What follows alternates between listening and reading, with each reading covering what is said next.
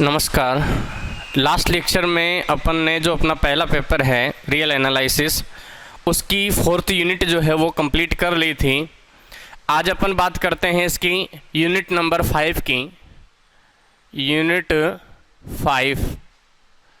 ठीक है, इसका आधा जो पार्ट होता है यूनिट नंबर 5 का, इसका आधा पार्ट होता है अपना रियल एनालिसिस में से, और आधा पार्ट होता है अपनी एक बुक चलती है मैट्रिक स्पेस।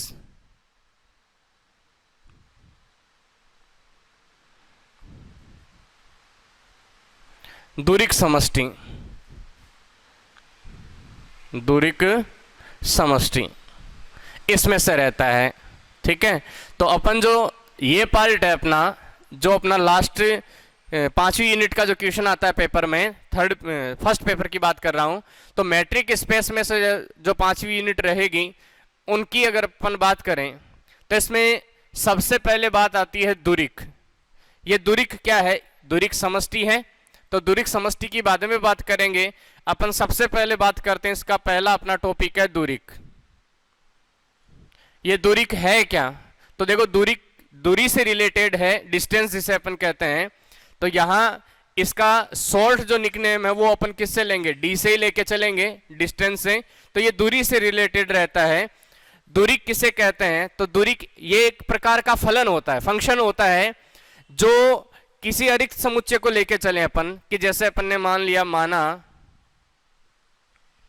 x कोई अरिक्त समुच्चय है, x कोई अरिक्त समुच्चय है। मान के चले अपन कि मान लेते हैं x जो है वो एक अरिक्त समुच्चय है। ठीक है, खाली नहीं है, इसमें मिनिमम कम से कम एक अवयव तो मौजूद है, मैक्सिमम कितने भी हो सकते हैं, इसलिए ये कैसा है? अरिक्त समुच्चय है। तो यदि कोई फलन जिसमें, या फिर अपन कहें तो कोई फलन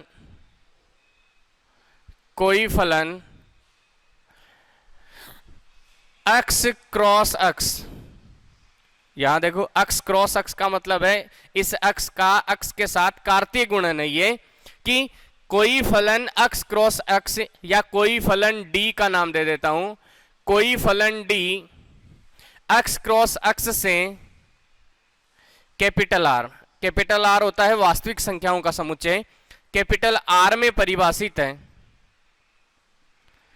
कैपिटल R में परिभाषित है कि माना x कोई अरिक्त समुच्चय है, तो कोई फलन d, मैंने फलन का नाम लिया है d, यहां f ले सकते हैं केवल, लेकिन यहां दूरिक के नाम से अपन ने इसको नाम क्या दिया है? d, कि तो कोई फलन d x क्रॉस x से R में परिभाषित हो,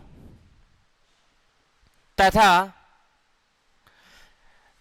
small x small y small z belong to capital X। मतलब ये मैंने कैपिटल X के कोई 3 अवयव लिए हैं, इस कैपिटल X अरिक्त समुच्चय जो है ना, इसके मैंने कोई 3 अवयव लिए हैं, स्मॉल x स्मॉल y और स्मॉल z, तथा small x small y small z belong to X के लिए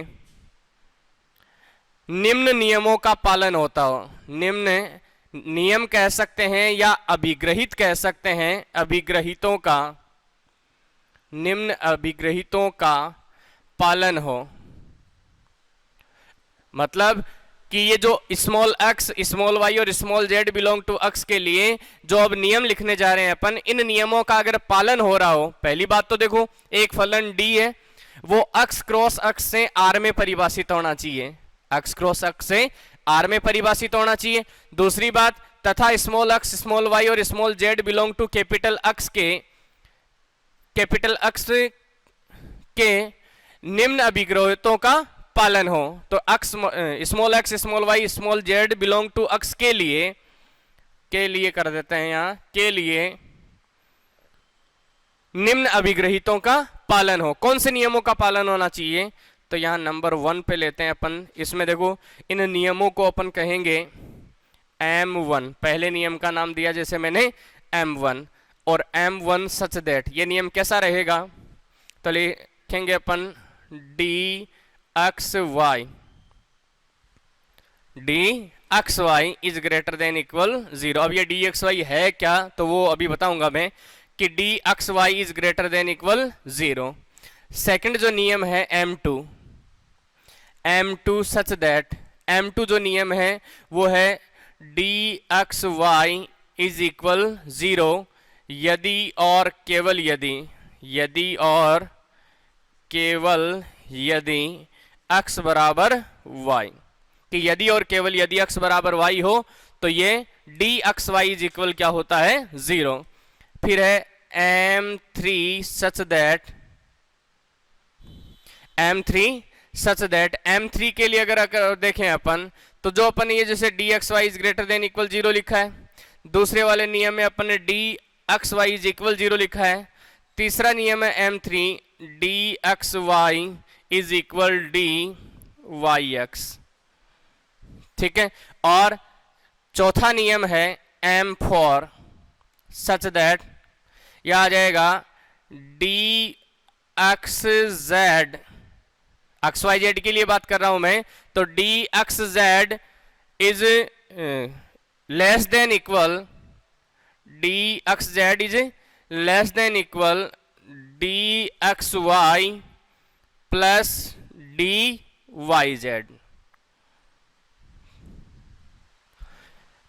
dxz is less than equal dxy plus dyz। Okay, अब इन नियमों में देखो ये जो नियम है, यहां सबसे पहले मैं बात करूं dxy ये है क्या कि d लगा हुआ है तो d का मतलब डिस्टेंस है, xy का मतलब है x और y के बीच की, तो यहां पे नोट लगा के लिख रहा हूं मैं कि यहां dxy बिंदु x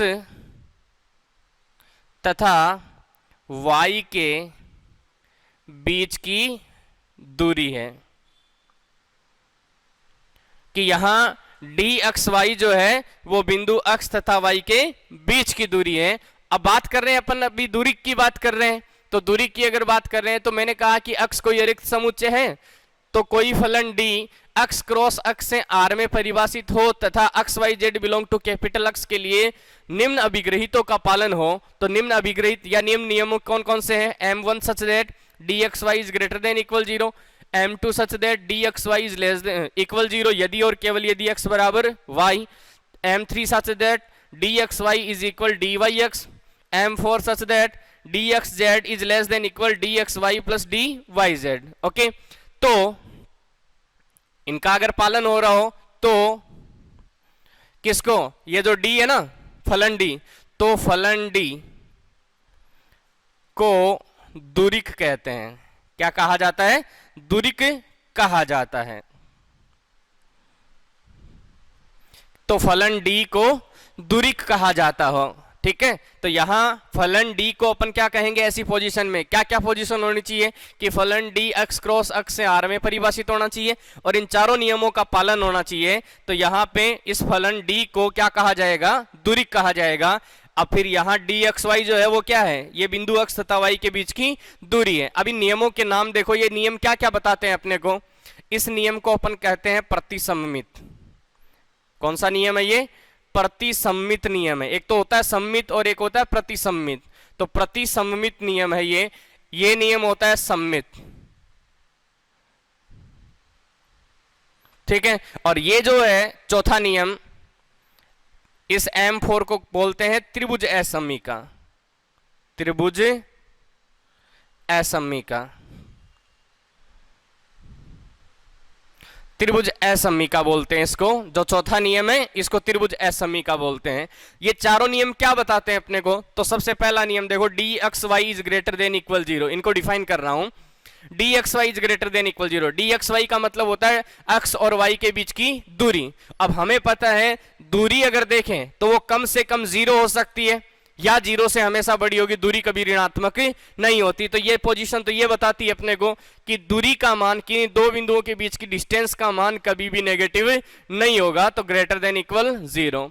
फिर ये कह रहा है dxy इज इक्वल 0 यदि x बराबर y, मतलब कि यदि दो बिंदु आपस में संपाती हो जाए, संपाती होने का मतलब x के ऊपर ही दूसरा बिंदु y आ जाए, तो इसका मतलब दोनों बिंदु एक ही जगह हो गए, और दो एक ही जगह वाले बिंदुओं के बीच की दूरी का हमेशा क्या रहती है? 0। मतलब किसी भी बिंदु की खुद से जो दूरी होती है वो हमेशा कितनी होती है? 0। तो ये सेकंड नियम ये प्रूव कर रहा है कि dxy इज इक्वल 0 यदि और केवल यदि x बराबर y, ठीक है, ये प्रतिसम्मित नियम है। अगर x बराबर y होगा तो dxy बराबर 0 होगा, अगर dxy बराबर 0 हो तो x बराबर y होगा। ये प्रतिसम्मित नियम की पोजीशन है। फिर इसके बाद में आता है कि dxy बराबर dyx। इसका मतलब कि x से चाहे y की दूरी देखें या y से x की दूरी देखें, इसकी डिस्टेंस में कोई फर्क नहीं होता। ये dxy इज इक्वल dyx बताता है। और नेक्स्ट वाला है कि dxz is less than equal dxy plus dyz। इसे त्रिभुज एस समीका इसलिए कहते हैं कि अगर मान लो किसी त्रिभुज के तीनों भुजाओं का योग या तीनों भुजाओं के नाम x, y और z हो, अगर तीनों भुजाओं के नाम, तो हमने त्रिभुज में ये देखा है, कैसा भी त्रिभुज है चाहे x, y और z, कि त्रिभुज की किन्हीं दो भुजाओं का योग हमेशा ही तीसरी भुजा से क्या होता है, ज्यादा होता है। दो भुजाओं का योग हमेशा ही तीसरी भुजा से ज्यादा होता है। तो ये तीसरा जो नियम है वो क्या है, त्रिभुज असमीका बोलते हैं इसको। अब अगर मान लो कभी इक्वल हो जाता है, इसका मतलब तीनों बिंदु कैसे हैं, सररेख हैं। ऐसी कंडीशन में तीनों बिंदु कैसे हो जाते हैं, सररेख आ जाते हैं। ये तीनों बिंदु जब एक ही रेखा में हो तब इस पोजीशन में ये क्या हो जाएगा, dxz इज इक्वल किसके हो जाएगा, dxy प्लस dyz के। ओके, तो ये क्या कहलाएगा, दूरिक कहलाता है। क्या कहलाता है, दूरिक। कि अगर कोई समुच्चय है x जिसमें एक फलन है d जो x क्रॉस x से r में परिभाषित है, तो small x y z belong to capital X के लिए अगर निम्न नियमों का पालन हो रहा हो, इन चारों नियमों का पालन हो रहा है। अब देखो यहाँ चारों नियमों के जो नाम हैं, m1 मतलब dxy is greater than equal 0, m2 dxy is equal 0 कब, यदि और केवल यदि x बराबर y। तीसरा नियम m3 का नाम क्या होगा, dxy बराबर dyx। और m4 dxz is less than equal dxy plus dyz। अब यहाँ देखो x y z मैंने क्रम लिए हैं, आप क्रम कोई भी रख सकते हो, कैसे भी रख सकते हो। ये त्रिभुज समीका कैसे भी लागू की जा सकती है। ये नियम हमने x y z standard condition में माने हैं, तो आप किन्हीं भी दो पदों के लिए ले सकते हो आप। ओके, तो ये नियम है अपने पास में m1 m2 m3 और m4। अब आगे जितने भी क्वेश्चन सोल्व करेंगे अपन, हम इन नियमों के नाम लिखेंगे कि नियम m1 से, m2 से, m3 से या m4 से। ओके, इसे क्या कहा जाएगा, तो फलन d को अपन क्या कहते हैं, दूरिक कहते हैं। ओके, अब बात करता हूं मैं दूरिक समष्टि की। तो दूरिक समष्टि में क्या होगा, दूरिक समष्टि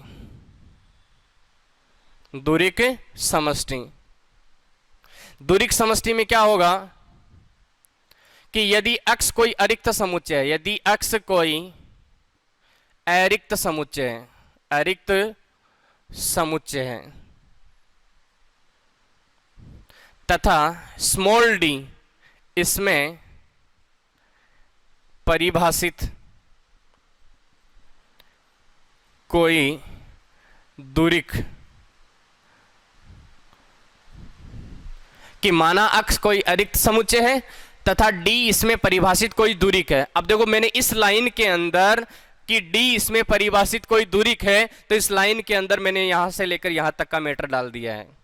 अब एग्जाम में देखो कई बार क्या होता है, इसमें डेफिनेशन पूछी जाएगी, आपको थ्योरिकल पार्ट है इसलिए डेफिनेशन भी पूछी जा सकती है, प्रमेय आएगी। ओके, तो जब एग्जाम में अपने पास में ऐसा क्वेश्चन आ जाए कि दूरिक समष्टि को परिभाषित कीजिए, दूरिक समष्टि के बारे में टिप्पणी लिखिए, तो आप करेंगे क्या, उस समय स्टार्ट करेंगे आप यहां से। उसमें दूरिक को बताने की जरूरत नहीं है, सीधा दूरिक समष्टि ही लेंगे अपन। क्या कहोगे, माना x कोई अरिक्त समुच्चय है तथा इसमें d, x कोई अरिक्त समुच्चय है तथा कोई फलन d x क्रॉस x से r में परिभाषित हो तथा small x y z belong to x के लिए अगर निम्न नियमों का पालन होता हो, ये नियम लिखोगे। तो क्या लिखोगे यहाँ पे, x d को, यहाँ पे x d को इस रूप में दिखा रहा हूं, d इसमें कोई परिभाषित कोई दूरिक है, तो x कॉमा d इस प्रकार से दर्शाएंगे। x वो अरिक्त समुच्चय है, d उसका दूरिक है, तो x d को क्या कहा जाता है, दूरिक समष्टि कहते हैं, दूरिक समष्टि कहते हैं। x d को दूरिक समष्टि कहा जाता है। तो ये नियम लिखने के बाद में इसमें d को तो क्या कहा जाता है, दूरिक कहा जाता है, तथा क्या लिखेंगे, x d को दूरिक समष्टि कहते हैं। तो ये अपने पास में क्या आ जाएगी, दूरिक समष्टि आ जाएगी कि x कोई अरिक्त समुच्चय है तथा d इसके अंदर परिभाषित कोई दूरिक है, तो x d को अपन क्या कहेंगे, दूरिक समष्टि कहेंगे। ठीक है, अब इसके बाद में बात करते हैं अपन दुरिक समष्टि के बाद में, इसके कुछ एग्जाम्पल लेते हैं। क्वेश्चन दे रखा है, अच्छा प्रश्न है दुरिक समष्टि के, ये नियम याद रखें आप। m1 dxy is greater than equal 0, dxy equal 0, dxy is equal dyx, चौथा dxz is less than equal dxy। तो इस प्रकार से ये चारों नियम है अपने। क्वेश्चन है जैसे अपना, सिद्ध कीजिए कि वास्तविक संख्याओं का समुच्चय जो निम्न प्रकार परिभाषित है, कि वास्तविक संख्याओं के समुच्चय R में एक फलन है जो निम्न प्रकार परिभाषित है d सच दैट, ये कह रहा है कि dxy is equal x minus y का मापांक, ठीक है, for all x y belong to capital R, कि वास्तविक संख्याओं का जो समुच्चय है कैपिटल आर, इसमें कोई फलन है d, वो इस प्रकार से परिभाषित है कि d सच दैट dxy का मतलब है कि दो बिंदुओं के बीच की दूरी जो है वो बराबर है x माइनस वाई के मापांक के बराबर, for all x y belong to R. सिद्ध कीजिए कि ये एक दुरिक समष्टि बनाते हैं, हमें ये प्रूव करना है। क्वेश्चन है, सिद्ध करो कि वास्तविक संख्याओं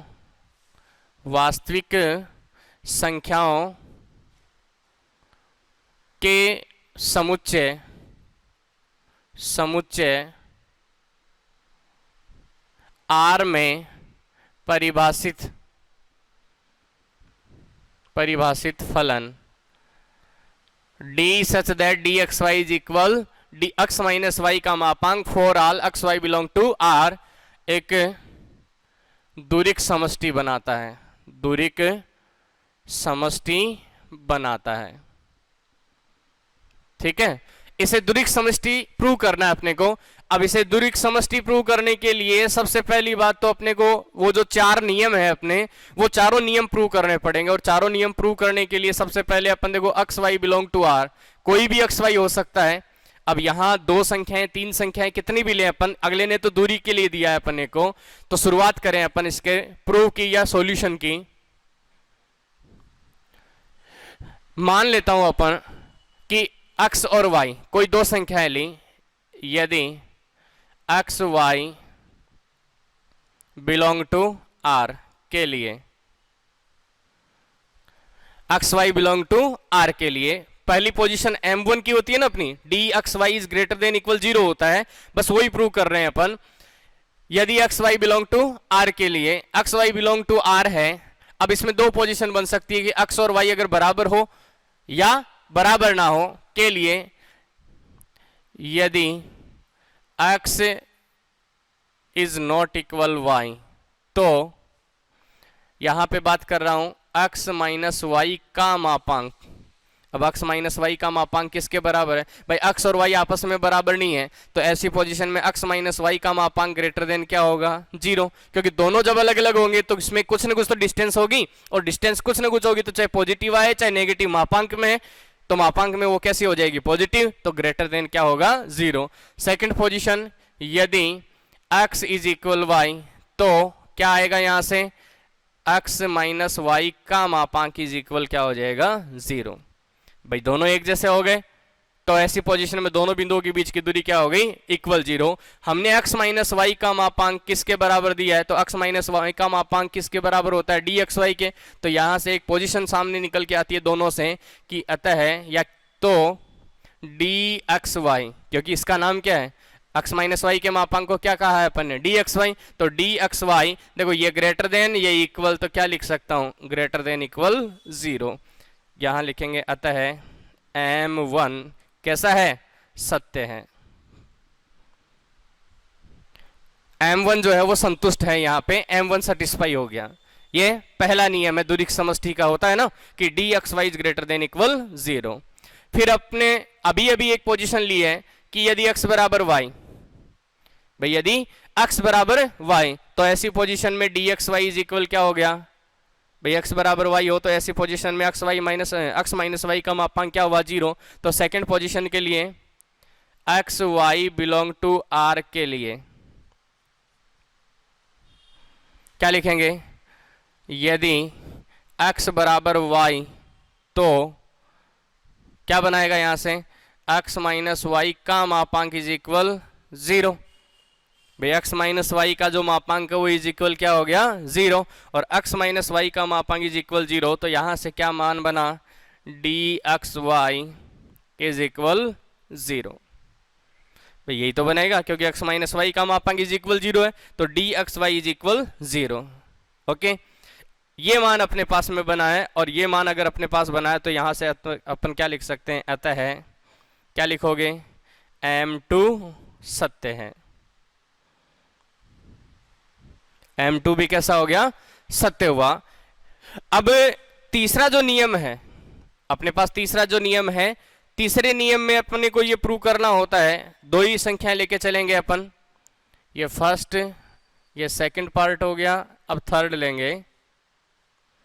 क्या लिखेंगे, इसमें भी दो ही पद चाहिए, x और y, x y belong to r के लिए, x y belong to r के लिए क्या लिखेंगे अपन, यदि x is not equal y, x और y आपस में अगर बराबर ना हो तो x माइनस वाई का मापांक, भाई x माइनस वाई का मापांक, या फिर अपन कहें कि यदि x is not equal y या x बराबर y तो ग्रेटर देन इक्वल 0। देखो पहली पोजीशन है, यहाँ dxy से स्टार्ट कर लेते हैं, x बिलोंग टू y के लिए, x y belong to r के लिए, सॉरी, क्या लिखा मैंने, dxy बराबर किसके है, x माइनस वाई के मापांक के बराबर है। अब मैं x माइनस वाई का जो मापांक है, इस x माइनस वाई के मापांक को मैं y माइनस एक्स का मापांक भी तो कर सकता हूं, क्योंकि यहां मापांक लगा हुआ है और मापांक के मान में पॉजिटिव नेगेटिव का कोई फर्क नहीं पड़ता, तो इसको मैंने लिख दिया y माइनस एक्स का मापांक, और y माइनस एक्स का मापांक लिखा है तो dxy को लिखा जाता है x माइनस वाई का मापांक, तो y माइनस एक्स को इसके हिसाब से क्या लिखा जाएगा, dyx लिखा जाएगा ना। तो यहां आ गया dxy इज इक्वल dyx, और अतः है कौन सा नियम, m3 भी कैसा हो गया, सत्य हो गया, m3 भी सत्य है। फोर्थ गुणधर्म की अगर बात करें m4 की, तो तीन पद होने चाहिए वहां पे, x y z belong to r के लिए, कि x y z belong to r के लिए। अब हमको एक नियम का, या अपन देखो कोई दो संख्याएं हैं, हमने एक नियम पढ़ा है कि a प्लस बी का मापांक, मापांक का नियम है ये कि a प्लस बी का मापांक is less than equal a का मापांक प्लस b का मापांक, पढ़ा है अपन ने। अब a प्लस बी का मापांक is less than equal a का मापांक प्लस b का मापांक अगर होता है, तो मैं यहाँ a के लिए अगर मान लूं कि a बराबर, a को तो मान दे देता हूं x माइनस वाई, और b का नाम दे देता हूं y माइनस जेड, a का नाम दे देता हूं कि मान लेते हैं, माना a बराबर तो है x माइनस वाई और b बराबर है y माइनस जेड, तो क्या बनाएगा ये नियम, मापांक x minus y plus y minus z का मापांक इज लेस देन इक्वल, क्या हो जाएगा, x माइनस वाई का मापांक और प्लस y माइनस जेड का मापांक, लिख सकता हूं मापांक के नियम के according, x minus y plus y minus z का मापांक is less than equal x minus y का मापांक प्लस y माइनस जेड का मापांक, इससे y से y कैंसिल, क्या बना, x माइनस जेड का मापांक is less than equal x minus y का मापांक प्लस y माइनस जेड का मापांक। x माइनस जेड का मापांक, x माइनस वाई के मापांक को क्या लिखा जाता है, dxy फलन के अकॉर्डिंग, तो x माइनस जेड के मापांक को क्या लिखा जाएगा, dxz is less than equal, इसको क्या लिखा जाएगा, dxy प्लस इसको क्या लिखा जाएगा, dyz, ठीक है। और ये कौन सा नियम है इसका, फोर्थ गुणधर्म है ना, dxz is less than equal dxy plus dyz, ये इसका फोर्थ गुणधर्म हुआ। तो हमारे पास में देखो ये पहला, इसके बाद में ये सेकंड वाला है, ये थर्ड, और ये फोर्थ गुणधर्म लिखेंगे, अतः है m4 सत्य है, यहां m4 सत्य है, तो लास्ट में लिख दोगे अतः है d जो है वास्तविक संख्याओं के समुच्चय r में है ना ये, और R में परिभाषित है कौन, D। तो दूरिक समष्टि में क्या होता है, एक तो समुच्चय होता है पहले, फिर उसमें दूरिक होता है। अतः क्या लिखोगे, R, D। RD एक दूरिक समष्टि है। अतः RD एक दूरिक समष्टि है। ओके, तो इस प्रकार से इसको प्रूव करेंगे अपन। R वास्तविक संख्याओं के समुच्चय R में D एक फलन परिभाषित था, अगले ने प्रूव करवाया था कि ये एक दूरिक समष्टि है, तो अपन ने इसके चारों नियम प्रूव किए हैं, तो हम कह सकते हैं यहां से कि ये जो एक दूरिक समष्टि है। नेक्स्ट क्वेश्चन लेते हैं। क्वेश्चन है जैसे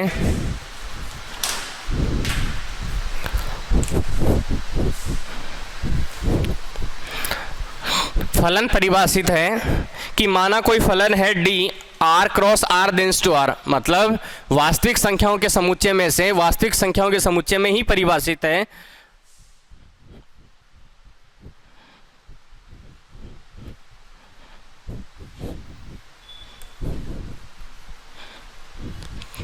क्वेश्चन है कि यदि कोई फलन D such that R cross R tends to R, ठीक है, निम्न प्रकार से परिभाषित है, निम्न प्रकार यदि D such that R cross R tends to R निम्न प्रकार परिभाषित है,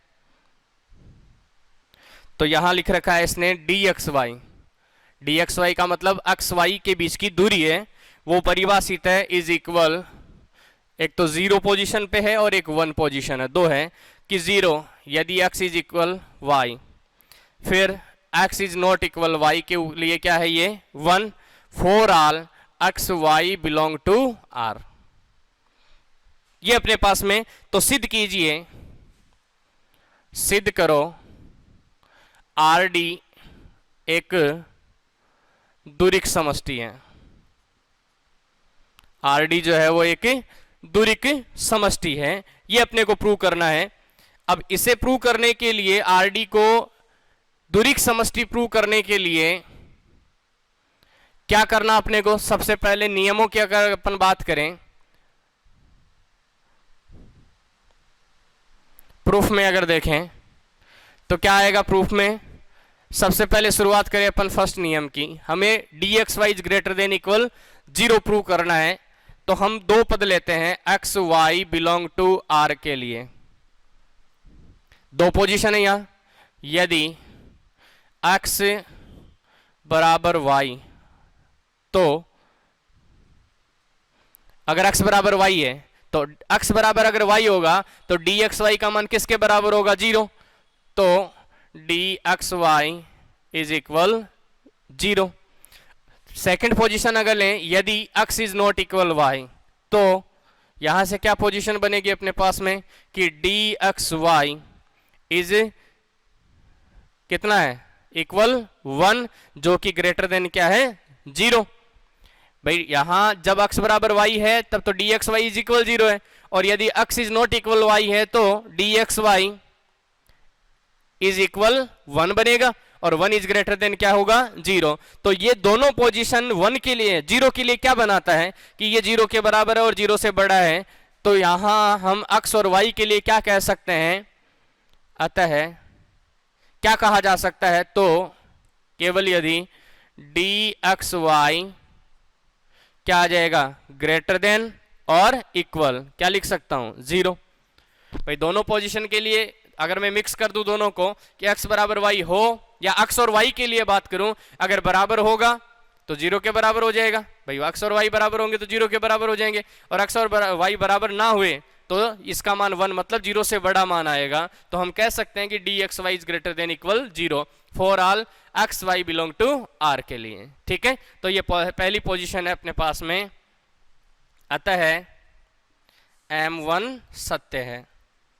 ठीक है, दूसरा गुणधर्म अगर प्रूव करना है कि x बराबर y के लिए, तो x और y अगर बराबर हो आपस में, x y belong to R के लिए बात करें अपन, यदि x बराबर y हो तो क्या बनाएगा, x बराबर y हो तो dxy बराबर 0, dxy का मान क्या हो गया 0, और यही तो नियम था अपना कि dxy बराबर 0 कब, यदि और केवल यदि x बराबर y, तो दोनों तरफ से है ये, तो हमने x बराबर y लिया इसके अकॉर्डिंग, तो x बराबर y हुआ, तो इसका मतलब dxy इज इक्वल क्या हो गया, 0। ठीक है, तो ये dxy बराबर 0, अतः M2 भी सत्य है। तीसरा जो नियम है अपना, तीसरा नियम है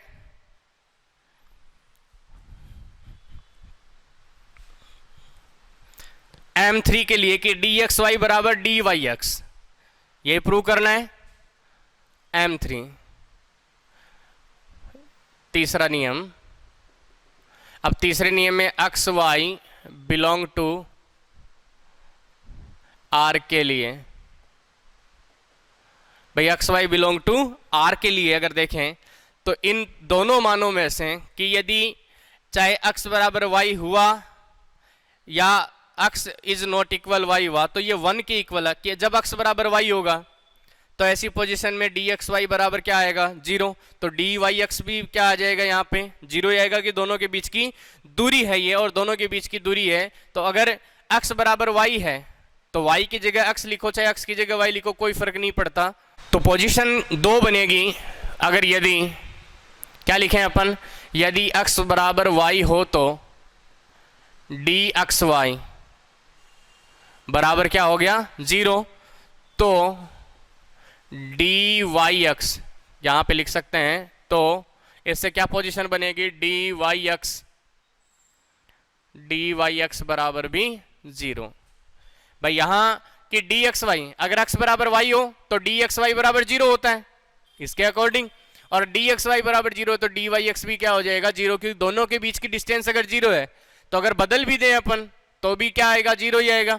सेकंड पोजीशन, यदि x is not equal y तो dxy इज इक्वल 1, कि x और y के बीच की दूरी 1 है, तो यहां से dyx का मतलब y और x के बीच की दूरी, तो y और x के बीच की दूरी भी तो 1 ही होगी, और यहां से यहां क्या कंडीशन बनाई जा सकती है कि dxy बराबर dyx लिख सकते हैं। तो यहां भी dxy बराबर dyx लिखेंगे, अतः पूरी कंडीशन अगर देखें, इसका भी मान 1, इसका भी मान 1, इसका भी dxy का मान 0, इसमें dyx का मान 0, तो यहां से पोजीशन बना सकते हैं अपन, अतः dxy इज इक्वल dyx, और ये जब दोनों बराबर हो जाएंगे तो लिखेंगे यहां कौन सा, M3 भी सत्य है। ये तीसरा नियम जो है वो अपना क्या हो गया, सत्य हो गया। अब फोर्थ गुणधर्म की अगर बात करें अपन, तो फोर्थ गुणधर्म में अपने पास में 3 संख्याएं आती है, x y और z। तो 3 संख्याएं लेते हैं अपन, कौन कौन सी, x y z belong to R के लिए। अब x y z belong to R में अगर 3 संख्याएं लें अपन, तो हमारे पास में कितनी स्थितियां बन सकती हैं, यहां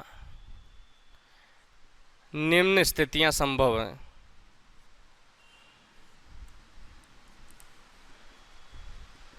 सबसे पहली तो कि यदि x बराबर y बराबर z, कि तीनों ही बराबर हो गए, पहली पोजीशन।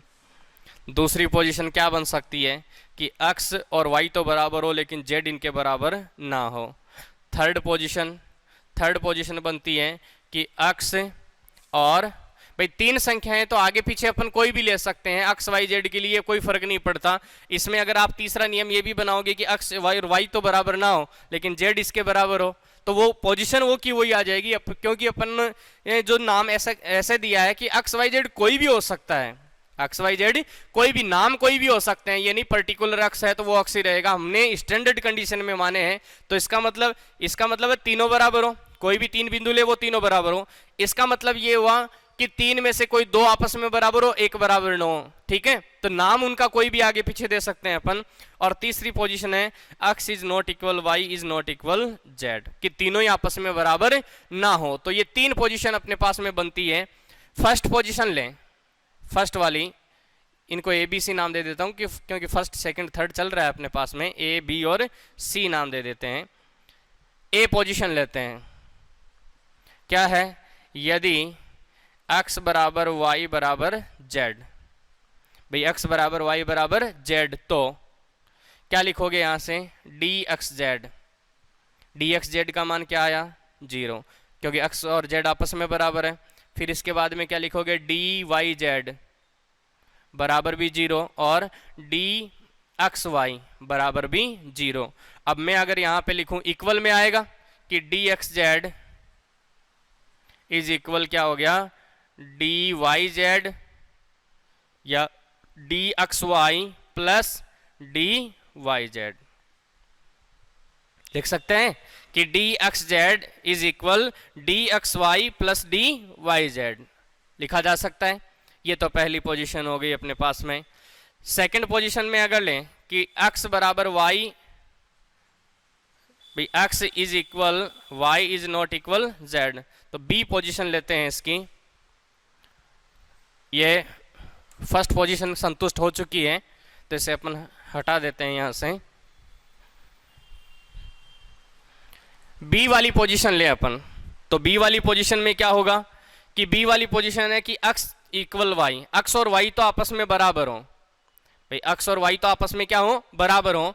सेकंड पोजीशन लेता हूं बी वाली, यदि x is equal y is not equal z हो तो देखो डी एक्स वाई बराबर क्या आ जाएगा 0, क्योंकि x और y बराबर है। फिर डी वाई जेड, तो डी वाई जेड का मान, y और z आपस में बराबर नहीं है तो इसके लिए मान कितना आएगा 1। और डी एक्स जेड, तो डी एक्स जेड बराबर क्या आ जाएगा, डी एक्स जेड तो x और z, तो x और z भी तो बराबर नहीं है क्योंकि y और z बराबर नहीं है, तो x और z भी बराबर नहीं है, तो क्या आ जाएगा 1। अब यहाँ पे डी एक्स जेड क्या लिख सकते हैं अपन कि डी एक्स जेड बराबर d x y plus d y z लिख सकता हूं, डी वाई जेड, क्योंकि डी एक्स जेड का मान 1 है, ये 1 बराबर डी एक्स वाई, तो डी एक्स वाई का मान क्या आ जाएगा, डी एक्स वाई का मान 0, और ये y प्लस वाई जेड है तो वाई जेड का मान कितना है 1, तो ये इस रूप में है, क्या आएगा 1 इज इक्वल 1 प्लस 0, यही तो बना रहा है भाई 1 इज इक्वल 1 प्लस 0, तो ये इक्वल हो सकता है। ये दूसरा कंडीशन आ गया अपने पास में। आप चाहें तो इनको इक्वेशन दे सकते हैं या स्थितियां देंगे, ए बी सी है ये तीनों। सी वाली पोजीशन है वो है कि यदि x is not equal y is not equal z हो तो तीनों ही बराबर ना हो, तो देखो डी एक्स वाई बराबर क्या आ जाएगा 1, फिर डी वाई जेड बराबर 1, फिर डी एक्स जेड बराबर 1, यही आया। अब मुझे ये पता है कि ये जो 1 है कि 1 इज लेस देन 1 प्लस 1 होता है ना भाई, 1 इज लेस देन 1 प्लस 1, जाहिर सी बात है 1 है तो मैं इसकी जगह तो ले लेता हूं डी एक्स जेड को, d x z is less than 1 plus 1, तो इन दोनों को लिया तो d x y plus d y z ले सकते हैं, तो d x z is less than d x y plus d y z. अब देखो पोजीशन फोर्थ नंबर ये थी, M4 नियम ये कहता है कि d x z is less than equal d x y plus d y z, यही कहता है। अब यहां पर फोर्थ कंडीशन की 3 स्थितियां बनी हैं, तो हम लिखेंगे स्थिति ए बी सी से, स्थिति ए बी सी से क्या लिखा जा सकता है कि d x z is less than equal d x y plus d y z लिखा जा सकता है।